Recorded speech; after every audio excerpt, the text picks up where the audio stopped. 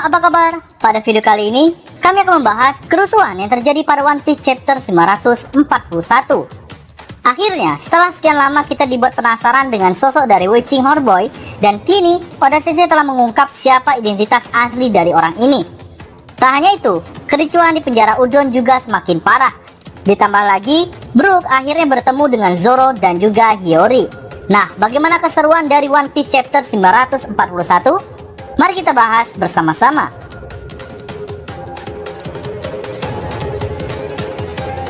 Setelah insiden terbunuhnya Komurasaki yang dilakukan oleh Kyushiro, membuat Shogun Orochi tak berhenti menangis karena baginya Komurasaki adalah wanita yang sangat cantik dan juga sangat dia cintai. Karena begitu galonya, membuat dirinya tidak mau menemui siapapun. Nah, hingga salah satu bawahannya menghadap untuk memberitahu identitas salah satu penjahat ibu kota Wano yang sudah tertangkap, yaitu Witching Horboy. Nah, setelah Orochi mengetahui siapa dirinya sebenarnya, membuatnya terkejut sekaligus senang karena penjahat tersebut akan dimakamkan bersama Komurasaki. Mereka adalah dua orang yang sangat dicintai di negeri Wano Kuni.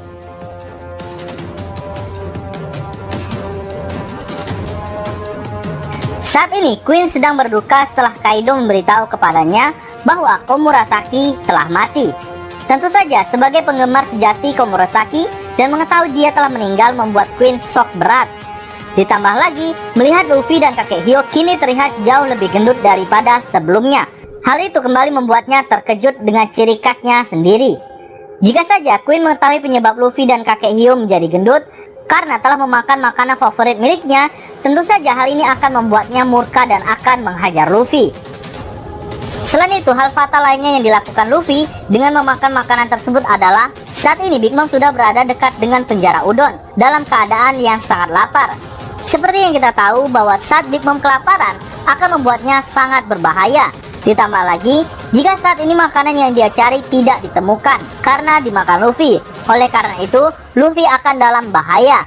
Jika saja ada anak buah Queen yang memberitahu jika Luffy yang telah menghabisi makanan tersebut.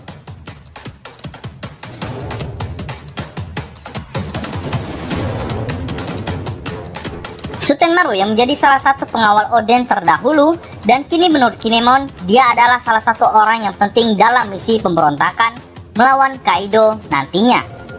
Walau sudah dibujuk untuk ikut serta dalam misi pemberontakan, namun Sutenmaru masih terlihat kecewa atas kematian Oden 20 tahun yang lalu. Nah, di chapter kali ini dia terlihat mulai bergerak di distrik Bakura untuk menghajar Holdem beserta anak buahnya yang telah membakar Gunung Kuri, tempat persembunyiannya bersama dengan anak buahnya. Tentu saja, hal ini memberi peluang untuk Kinemon menjadikan Sutenmaru ikut serta dalam misi pemberontakan.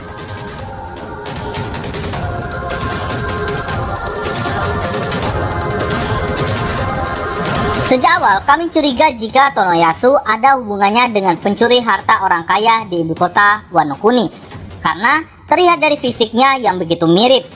Dan ternyata pada One Piece chapter kali ini terjawab setelah Tonoyasu disalib dan akan dieksekusi sebagai Witching Horboy yang membagikan harta orang kaya kepada orang miskin.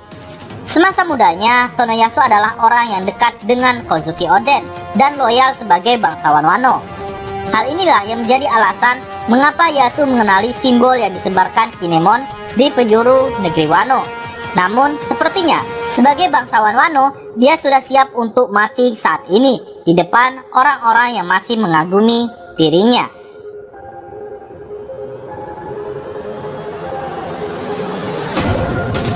Zoro, Hiyori, dan Toko bertemu dengan Brook di daerah Ringo.